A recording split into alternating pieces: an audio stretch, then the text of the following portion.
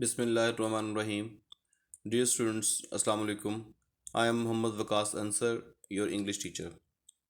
Dear students, आप देख रहे हैं मेरे पास ये एक बोर्ड का पेपर है, फेडरल बोर्ड का, और इसका ये सेट नंबर 2 है 9th क्लास के लिए। लेकिन मोर और लेस मेरा एक्सपीरियंस ये कह रहा है, मैंने जब स्टडी किया तमाम पेपर्स को, तो 9th 10th first year second year चारों क्लासेस के लिए जो फेडरल बोर्ड ने अप्रोच यूज़ की है पेपर सेट करने के लिए मॉडल पेपर्स की, वो ऑलमोस्ट उसका स्टैंडर्ड एक जैसा ही है। तो हम ये कह सकते हैं कि हम इसको डिस्कस कर रहे हैं और उसके साथ साथ ये 9th 10th first year second year चारों क्लासेस के स्टूडेंट्स इसको फॉलो कर सकते हैं अपनी प्रिपरेशन के लिए। तो मैं कोशिश करता हूँ कि आपको ये समझाऊँ कि कैसे एसएलओ बेस्ड जो पेपर्स मॉडल पेपर्स आए हैं बोर्ड में या एक्सपेक्टेड हैं कि इस तरह से पेपर्स पूछे जाएंगे, तो उसको कैसे सॉल्व करते हैं। Let's start discussion. MCQ number 1 है, love is blind, choose the figure of speech used in the sentence. चार ऑप्शंस: ए पर्सोनिफिकेशन, बी सिमिली, सी मेटाफर, डी एलिट्रेशन। तो इन चारों ऑप्शंस में से कौन सी ऑप्शन आपको लगता है कि ठीक होगी? हम सेंटेंस पढ़ते हैं, लव इज़ ब्लाइंड। अब मैं आपको हल्का सा एक्सप्लेन कर देता हूँ, डिटेल्ड एक्सप्लेनेशन इसी चैनल पे फिगर ऑफ स्पीच के साथ एक पूरी यानी कि आपको मिल जाएगी, आप वीडियोस देख सकते हैं। पर्सोनिफिकेशन एक ऐसी टेक्निक है जिसमें किसी गैर इंसानी चीज़ को इंसान बनाकर पेश किया जाता है, पर्सन बना के पेश किया जाता है, या इनएनिमेटेड थिंग को एनिमल्स की तरह, नॉन लिविंग थिंग को लिविंग की तरह बयान किया जाता है। इसको कहते हैं पर्सोनिफिकेशन।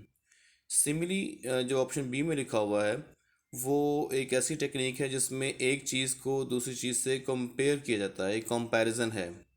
मेटाफर भी कंपैरिजन है, लेकिन इसमें लाइक या एज के वर्ड्स यूज़ नहीं किए जाते जैसा कि सिमिली के केस में हम करते हैं। और एलिट्रेशन एक ऐसा फिगर ऑफ स्पीच है जो कि साउंड से रेलेवेंट है, कि एक ही लाइन में ऐसे वर्ड्स आपको अगर नज़र आएँ जो सेम कॉन्सोनेंट साउंड से स्टार्ट होते हों, तो उस टेक्निक को हम लोग एलिट्रेशन कहते हैं। अब हमारे पास है लव इज़ ब्लाइंड। तो लव जो है एक इनएनिमेटेड थिंग है, एक नॉन लिविंग एक एस्पेक्ट है। तो ये ह्यूमन बीइंग तो नहीं होता ना, तो इसलिए इसको ब्लाइंड ब्लाइंड तो ह्यूमन बीइंग के लिए इस्तेमाल किया जाता है वर्ड। तो हम देख रहे हैं कि इन एनिमेटेड थिंग को एनिमेटेड बना के पेश किया गया है, नॉन लिविंग थिंग को लिविंग की तरह डील किया गया है। इसलिए इसका राइट आंसर है option A, personification. MCQ number 2, dash it was training, I still walked to school, fill in the blank with correct transitional device। अब चार ऑप्शंस हैं: ए अकॉर्डिंगली, बी ऑल्दो, सी फर्दरमोर, डी कॉन्सिक्वेंटली। तो dear students, अब हमें देखना है कि चारों में से कौन सा वर्ड यहाँ पे सूट करेगा। ये ट्रांजिशन डिवाइसेस हैं बेसिकली, तो जो कि एक आइडिया को दूसरे आइडिया से कनेक्ट करने के लिए यूज़ की जाती हैं। तो आइडिया, पहला आइडिया क्या है कि कुछ रेनिंग की बात हो रही है, बारिश हो रही थी। और दूसरा आइडिया ये है कि फिर भी स्कूल की तरफ पैदल चल के वो गया। तो अब दो आइडियाज़ जो है ना वो एक दूसरे के मुतज़ाद कहलाते हैं ये। तो हमें इस तरह का वर्ड ढूंढना पड़ेगा जो कि यहाँ पे फिक्स हो और मीनिंग को कन्वे कर दे, ऐसे लिंक करे कि दोनों सेंटेंसेस जो हैं वो लॉजिकल ऑर्डर में आ जाएं। तो अकॉर्डिंगली इट वाज रेनिंग ये सूट नहीं करेगा। Although it was raining I still walked to school, अगरचे बारिश हो रही थी मैं फिर भी स्कूल चला गया। ऑप्शन बी बड़ा सूटेबल सा वर्ड लगता है। सी और डी फिर भी पढ़ेंगे। Furthermore it was raining I still walk to school, ये फर्दर मोर जो है ये ऐड करने वाली ट्रांजिशन डिवाइस है, तो यहाँ पे ऐड नहीं करना। Consequently it was raining I still walk to school, consequently जो है वो नतीजा या रिजल्ट वाली समिंग अप वाली जो है वो ट्रांजिशन डिवाइस है, तो यहाँ पे ये भी सूटेबल नहीं है। तो आपके सामने ऑप्शन बी जो है ये बेस्ट ऑप्शन बनेगी। Although it was raining I still walk to school. MCQ number 3. The doctor gave me a dash for some medicine last week. Insert the appropriate word. Note, recipe, prescription और receipt। तो ये काफ़ी easy है। Doctor note नहीं लिखता, doctor recipe नहीं देता, और ना ही डॉक्टर किसी चीज़ की रिसीट देता है। हाँ, डॉक्टर प्रिस्क्रिप्शन लिखता है। जो डॉक्टर हमें नुस्खा लिख के देता है उसको हम प्रिस्क्रिप्शन कहते हैं। इसलिए option C is the best option. MCQ number 4. Which one of the following sentences has the use of intransitive verb? अब स्टूडेंट्स ज़रा गौर से देखिएगा, इस तरह का MCQ रिपीटेडली देखा गया है पेपर्स में। तो ट्रांसटिव और इनट्रांसटिव वर्ब में डिफरेंशिएट करना सीखें, बड़ा आसान है। जिस सेंटेंस का पैसिव वॉइस बन जाए उसका वर्ब ट्रांसटिव होगा। दूसरी निशानी, जिस सेंटेंस में जो ऑब्जेक्ट है वो व्हाट और होम का आंसर कर रहा होगा या व्हाट और होम के अगेंस्ट चेक हो रहा होगा, उसका वर्ब भी ट्रांसटिव है। तो बस ये दो निशानियां हैं। और अगर ऐसा ना हो, ऑब्वियसली अगर किसी सेंटेंस का पैसिव वॉइस ना बने या उसका जो ऑब्जेक्ट है व्हाट या होम के अगेंस्ट चेक ना हो रहा हो, तो उसका जो वर्ब होगा वो इंट्रांसिटिव होगा। आपके सामने चार ऑप्शंस हैं। ऑप्शन ए है लिखी हुई है, Usman sold his old bike to his friend. तो उस ये इसका पैसिव बन सकता है कि Usman bike was sold to his friend by Usman या बाय हिम। और इसी तरीके से Usman sold what his old bike, और Usman sold to whom to his friend.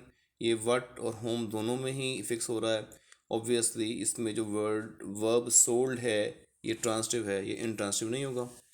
Munawwar kicked the football. Munawwar kicked what? Football. और इसका पैसिव बनाते हैं कि football was kicked by Munawwar, तो ये भी किक जो है एक ट्रांसटिव वर्ब हो जाएगा।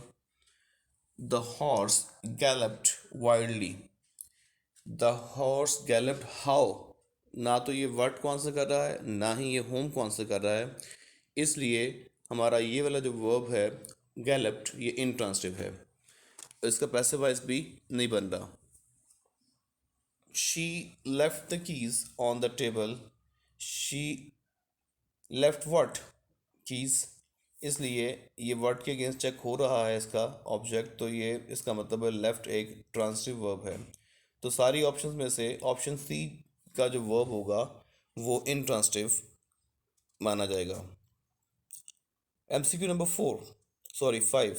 I can't help you with your homework because I'm not very good at geometry. Dash, I know someone who can. Choose an appropriate word. Again ये transition device however option A के साथ है। In addition option B में लिखा हुआ है। For example option C में लिखा हुआ है, और सब्सिक्वेंटली ऑप्शन डी में लिखा हुआ है। however कॉन्ट्राडिक्टरी सिचुएशन में इस्तेमाल किया जाता है। इन एडिशन ऐड करने के लिए यूज़ किया जाता है। फॉर एग्जांपल वजह बताने के लिए इस्तेमाल किया जाता है। और सब्सिक्वेंटली जो है ये फाइनल कंक्लूजन के लिए इस्तेमाल किया जाता है। तो अब देख लें सिचुएशन कैसी है। सिचुएशन हमें नज़र आ रही है कॉन्ट्राडिक्टरी, कि मैं ये काम तुम्हारी हेल्प नहीं कर सकता इसमें क्योंकि मुझे ज्योमेट्री नहीं आती, लेकिन किसी और को मैं जानता हूँ। तो एक चीज़ एक तरफ है अपने लिए मैं नहीं कर सकता, मैं खुद नहीं कर सकता, लेकिन कोई और है जो कर सकता है। तो इसमें ऑप्शन ए जो है वो फिक्स हो रहा है। However I know someone who can. Next चलते हैं जी। MCQ number 6। Sonnet is an example of, चार ऑप्शंस हैं, पोइट्री, ड्रामा, फिक्शन या नॉवल। तो सोनेट एक पोएम, एक ऐसी पोएम जो 14 लाइन्स पर मुश्तमिल होती है, उसको सोनेट कहते हैं। इसके दो स्टैंडर्ड होते हैं, फर्स्ट ऑक्टेव और सेकंड सेस्टिव। तो पहला 8 लाइन्स का स्टैंजा और दूसरा 6 लाइन्स का स्टैंजा होता है। तो ये एक पोइट्री की फॉर्म है। Option A should be the correct option. MCQ number 7. How happy is he? Choose the poetic device used in the line. Poetic device means figure of speech. और option MCQ number 1 में ये चारों figure speeches आ चुकी हैं, मैंने इनके बारे में आपको बताया था। Simile, alliteration, metaphor, personification. तो ऑप्शन बी इसका राइट आंसर बनेगा। ये एक एलिट्रेशन की एग्जांपल है, क्योंकि मैंने आपको पहले ही बताया था कि एलिट्रेशन एक ऐसी फिगर ऑफ स्पीच होती है जो साउंड से रेलिवेंट है। आप इसको पढ़ें, how happy is he here, तो एच साउंड रिपीट हो रही है। तो जो साउंड रिपीट हो किसी सेंटेंस में, और दो कम से कम वर्ड्स सेम साउंड के साथ स्टार्ट हो जाएं, कॉन्सोनेंट साउंड के साथ स्टार्ट हो जाएं, रिपीट हो रहे हो, तो समझें कि ये एलिट्रेशन है। Option B is the right option. MCQ number 8. I felt an intolerable sorrow, realizing that my friend could be so mean. Intolerable word underline किया गया है, ये वोकेबलरी टेस्ट होता है। तो अब आपने वोकेबलरी किस तरह से इसका आंसर करना है, इसके दो तरीके हैं। पहला तो ये कि आपको एग्जैक्ट मीनिंग का पता होना चाहिए, डिक्शनरी मीनिंग, डिनोटेशन कहते हैं इसको। दूसरा ये कि अगर आपको डिक्शनरी मीनिंग नहीं प्रॉपरली क्लियर, तो आप इसका कॉन्टेशन के साथ जाएंगे, यानी कि कॉन्टेक्चुअल मीनिंग को देखेंगे, सेंटेंस में उस वर्ड को गौर करेंगे, सेंटेंस के साथ फिक्स करते हुए आपको एक पिक्चर बन जाएगी। उसके बाद फिर आप चारों ऑप्शंस को पढ़ेंगे और उनमें से कोशिश करेंगे कि सिलेक्ट करें राइट ऑप्शन को।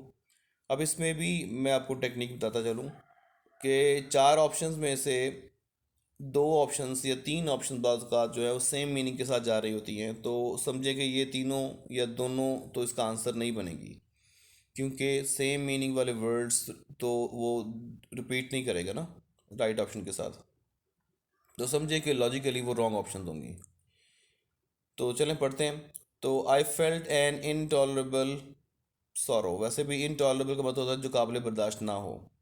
तो unwelcome, okay, unnatural, okay, next है जी अनबियरेबल, और फोर्थ वन इज अनवांटेड। तो चारों ऑप्शन करीब करीब हैं, लेकिन सबसे ज़्यादा जो राइट ऑप्शन बन रही है वो है अनबियरेबल, नाकाबिल बर्दाश्त। तो यहाँ पे ऑप्शन सी जो होगी वो इसका राइट ऑप्शन होगी। नेक्स्ट भी वोकेबलरी बेस्ड ही है जी। It has been an extremely brutal summer with very hot temperatures. वैसे तो ब्रूटल का वर्ड जालिम के साथ आता है, तो यहाँ पे देखते हैं कौन चारों ऑप्शन में से कौन सी ऑप्शन इसकी ठीक होगी। एक है हार्श, दूसरा है विंडी, तीसरा है प्लेजेंट, चौथा है जेंटल। ऑप्शन सी और ऑप्शन डी तो एलिमिनेट हो जाएंगे, क्योंकि दोनों सेम मीनिंग है, प्लेजेंट और जेंटल। तो ये दोनों सेम मीनिंग के साथ अगर आएंगे तो समझें कि वो तो उसका आंसर नहीं बनते। हाँ, अब ऑप्शन ए और बी देखते हैं, हार्श और दूसरा विंडी। तो harsh is more suitable. Brutal का मैंने आपको जैसे मतलब बताया कि बहुत ज़्यादा जालिम, सख्त। तो यहाँ पे हार्श जो है ये इसका राइट ऑप्शन बनता है, option A. MCQ number 10 says he is interested dash learning English. Fill in the blank with suitable preposition. Interested in होता है और preposition याद करनी पड़ेगी आपको। जैसे मैंने टेक्निक बताई कि इन होता है, इस इट मीन्स के फिक्स्ड है वर्ब्स के साथ और एडजेक्टिव्स के साथ, और बाकी जो पार्ट्स ऑफ स्पीच उनके साथ जो फिक्स होती हैं प्रपोजिशंस, तो इसको थोड़ा सा हमें याद करना पड़ेगा। Interested in, option B is the right option. Number 11, MCQ number 11 says select the plural form of the word illuminous. Illuminous का लफ्ज़ी मतलब है a male graduate, और वोकेबलरी टेस्ट है ये भी आपका, और इसका प्लूरल होता है alumni. Option ALUMNI, alumni, a group of male graduates. MCQ number 12. These students are best friends and they plan to go to college together. Identify the sentence type as option A simple, option B compound, option C complex, option D compound complex. तो dear students ये conceptual सा है, इसमें आपको तीन चार concepts का अंदाज़ा होना चाहिए। पहली बात तो ये कि सिंपल सेंटेंस एक ऐसा सेंटेंस है जिसमें एक मेन क्लॉज होगा। कंपाउंड सेंटेंस में कम से कम दो मेन क्लॉजेज होते हैं। कॉम्प्लेक्स सेंटेंस में कम से कम एक मेन क्लॉज और उसके साथ साथ एक सबऑर्डिनेट क्लॉज होता है, और समटाइम्स सबऑर्डिनेट क्लॉजेज ज़्यादा भी हो सकते हैं। कंपाउंड कॉम्प्लेक्स सेंटेंस में मेन क्लॉजेस की तादाद दो होती है और सब ऑर्डिनेट जो क्लॉज है उस वो एक होना चाहिए।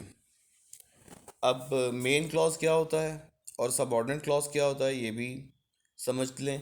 अब ब्रीफ सा मैं आपको एक्सप्लेन कर देता हूँ, लेकिन इसकी डिटेल्ड वीडियोस इसी चैनल पे मौजूद हैं और काफ़ी अच्छे तरीके से आपको इंशाल्लाह वो समझ भी आ जाएगा कॉन्सेप्ट। मेन क्लॉज एक ऐसा क्लॉज है जो अपने मीनिंग को एक्सप्लेन करने में किसी दूसरे क्लॉज का मोहताज नहीं होता, और ये यूजुअली सब्जेक्ट से स्टार्ट होता है। सबऑर्डिनेट क्लॉज एक ऐसा क्लॉज है जो कि अपना मीनिंग खुद से नहीं क्लियर कर सकता, ये मेन क्लॉज पे डिपेंड करता है, इसलिए इसको डिपेंडेंट क्लॉज भी कहते हैं। और यूजुअली ये एक सबऑर्डिनेट कंजक्शन से स्टार्ट होता है। तो हम पढ़ते हैं दोबारा से सेंटेंस को। The students are best friends, ये एक मेन क्लॉज है। हम इसको सेंटेंस में अकेला पढ़ें तो भी अपना मतलब वाजे करेगा।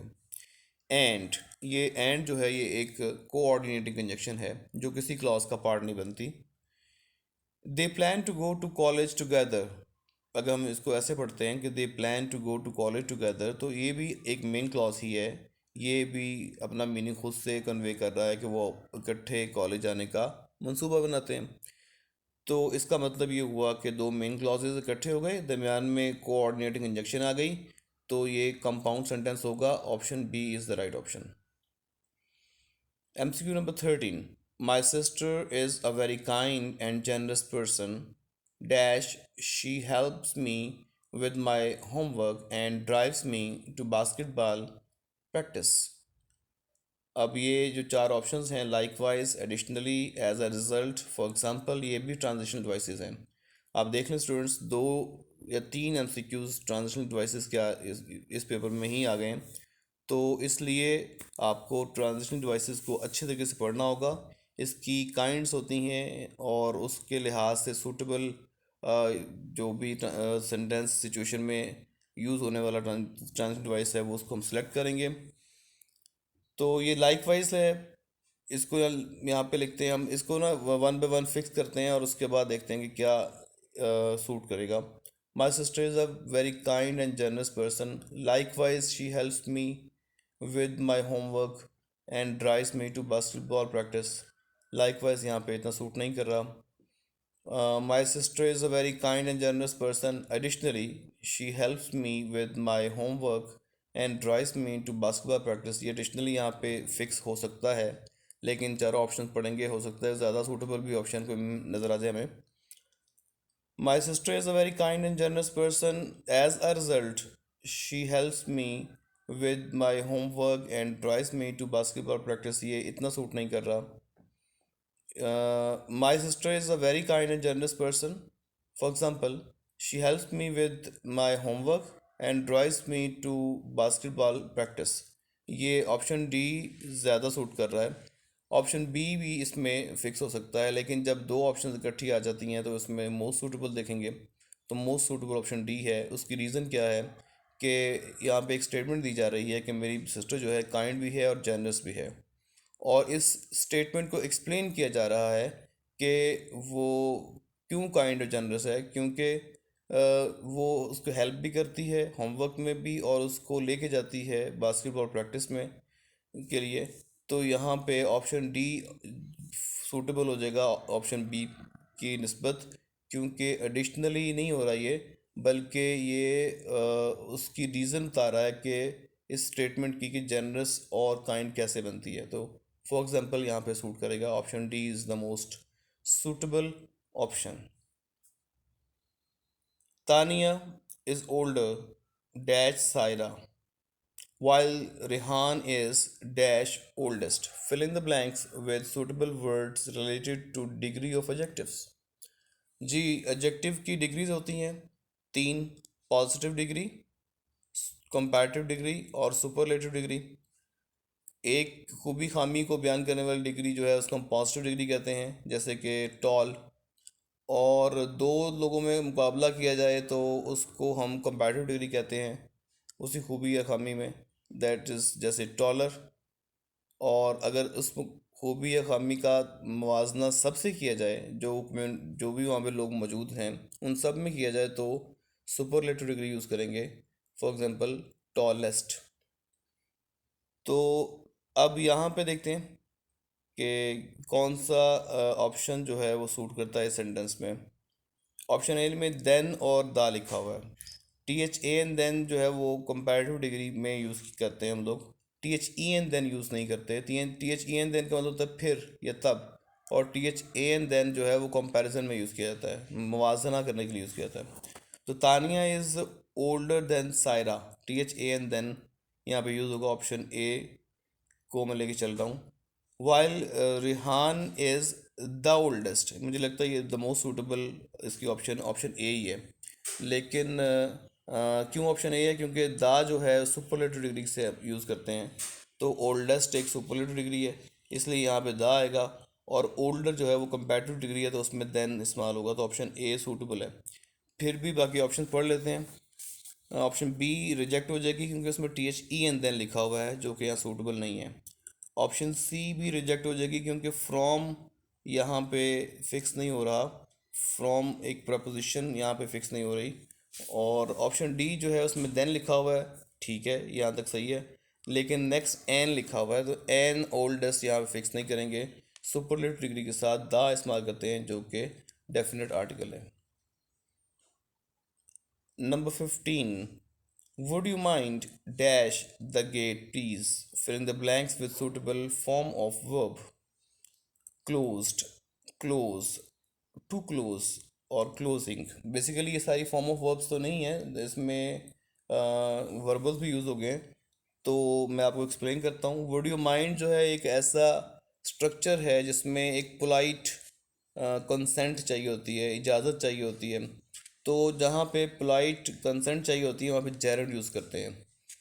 तो जेरंड आईएनजी एंडिंग वर्ड होता है, जो कि एज अ वर्ब यूज़ नहीं हो बल्कि एज अ नाउन यूज़ हो। तो would you mind closing the gate please, हालांकि बड़ी करीब करीब की ऑप्शन ऑप्शन सी भी है, टू क्लोज।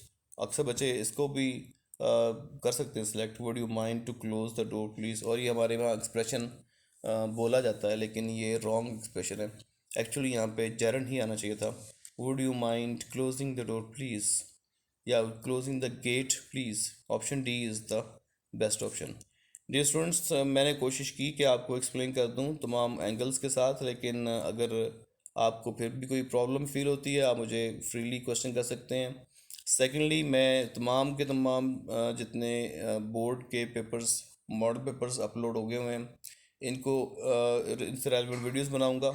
अभी ये तो ऑब्जेक्टिव है, तो इसका सब्जेक्टिव पोर्शन जो है उसको भी डिस्कस करना बहुत लाजमी है। नेक्स्ट वीडियो में आप वो भी देख लेंगे कि आप कितनी लेंथ का आंसर देंगे और कैसे उसको अटैम्प्ट करेंगे, कैसे 100% मार्क्स लेने की कोशिश करेंगे। और उसको फॉलो कीजिएगा, इंशाल्लाह आपको इसका फ़ायदा होगा। मेरी तरफ से अल्लाह हाफिज़, अस्सलाम वालेकुम।